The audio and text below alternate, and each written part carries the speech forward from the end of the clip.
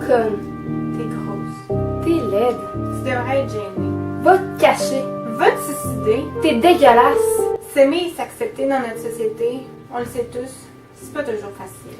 Avec tous les standards de beauté que les réseaux sociaux nous infligent, c'est pas toujours facile de vivre en 2018. Aujourd'hui, on avait envie de vous faire une vidéo différente. Une vidéo où on s'ouvre à vous, non pas seulement sur comment on voit les réseaux sociaux, mais sur nos expériences à nous.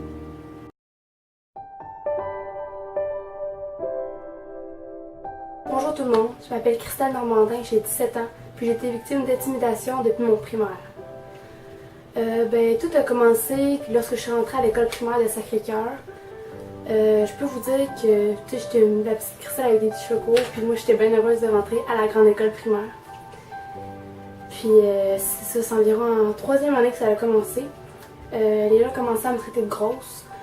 Ça m'insultait partout, dans les classes, à la récréation. Parfois c'était pas tous les jours, mais c'était des petits commentaires qui revenaient souvent.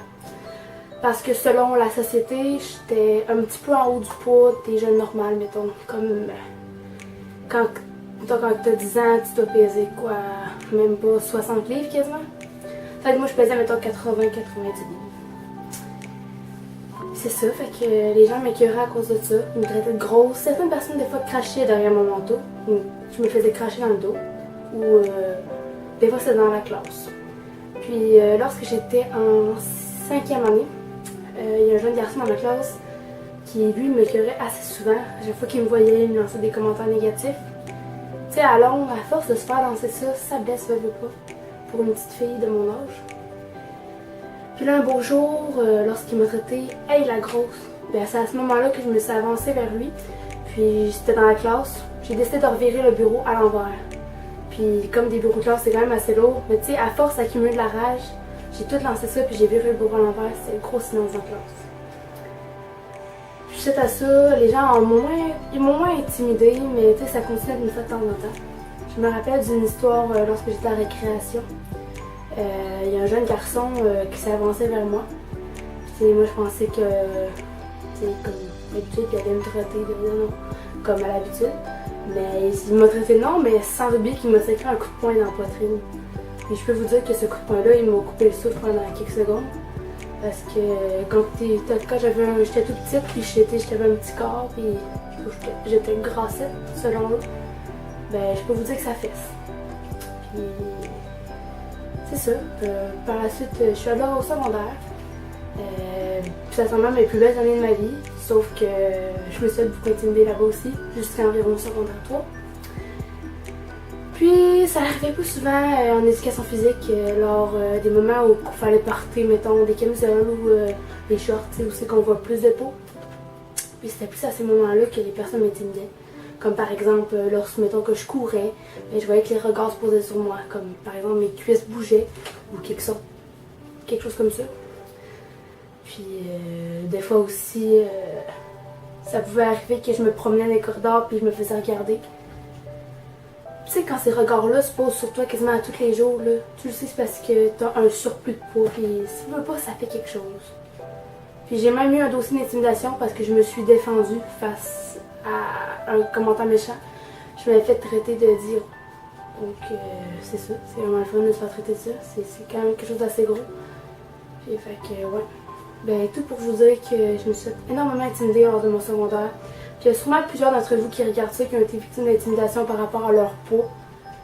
Puis je veux juste vous dire que rendu en secondaire 4, c'est à ce moment-là que j'ai pris plus de confiance en moi puis que je me suis affirmée. Je me suis dit, garde, oui, j'ai un surplus de poids. Mais qu'est-ce que vous voulez que ça fasse? Tu sais, il y en a qui ont des boutons, il y en a qui ont ci, il y en a qui ont ça. On est comme qu'on est. Il faut s'accepter comme qu'on est. Pas parce que vous avez une légère différence que vous n'avez pas votre place dans la société. Chacun a sa place, à sa façon. Bonjour, je m'appelle Lauriane Grandbois, j'ai 18 ans. Moi, j'ai été victime d'intimidation, mais pas de la même manière que Christelle. J'ai été victime parce que je suis vraiment petite. Je suis plus petite que les personnes de mon âge. Je mesure 4 pieds 8, puis je suis vraiment plus petite que les personnes qui ont la même âge que moi. Tout le long de mon secondaire, puis même de mon primaire, je me faisais appeler la naine. Je me faisais dire tout le temps, à chaque jour, à tous les jours que j'allais à l'école, je me faisais dire « T'es donc ben petite, Laurie. Comment ça t'es petite de même? Tu devrais grandir, t'es donc ben naine. » J'ai pas besoin de me faire rappeler à chaque jour de ma vie que je suis plus petite que les autres. Je le sais que je suis petite. Je le sais que je peux porter des vêtements d'enfant, mais vous n'avez pas besoin de me le dire. Je le sais que je suis plus petite que les autres, mais j'ai pas besoin de me le faire répéter parce que je le sais. À un moment donné, à force de me faire dire que je suis petite, ça me fait que je m'accepte plus.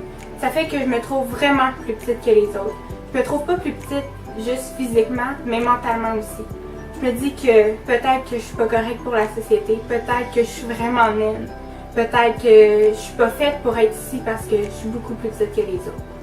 Je me suis pas juste fait intimider parce que j'étais petite, mais je me suis fait intimider non pas par mes amis, mais par quelqu'un de ma famille.